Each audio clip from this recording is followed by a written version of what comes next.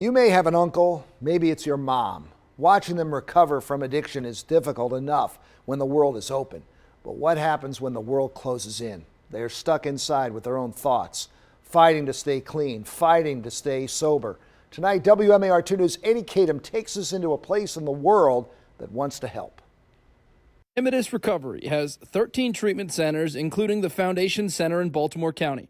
Coronavirus has changed how they operate. The clients themselves are actually in the sober homes, and they're getting clinical services via something called Telehealth, like the Zoom platform.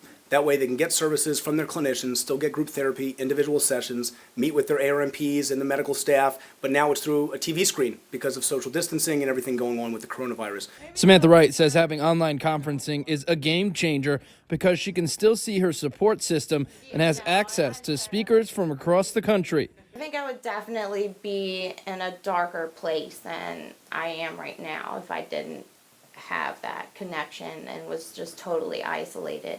Yeah,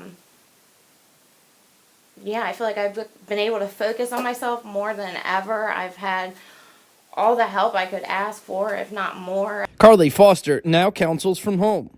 I've really had to dig into my bag of tricks to figure out, first of all, what is going to keep people's attention because I'm not actually in the room. And also, like, what are some things that are going to engage people enough that they're focused on the group instead of whatever anxiety is brewing up in them. So I'm doing a lot of education stuff right now. Silberman says they are getting more phone calls from new clients than they ever did before. They have perhaps lost their job, or they have a fear of losing their job. They're with their families all day.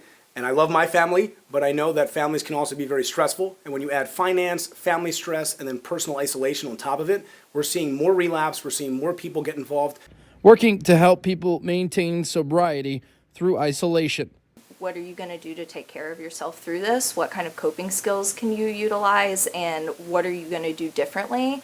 I think it's actually a really good opportunity to practice those things before you go back out in the real world. In Baltimore County, Eddie Kadam, WMAR 2 News. And listen, if you're struggling or if you just want the number just in case, we have the phone number and the website of the Recovery Center right there on our website at wmar2news.com.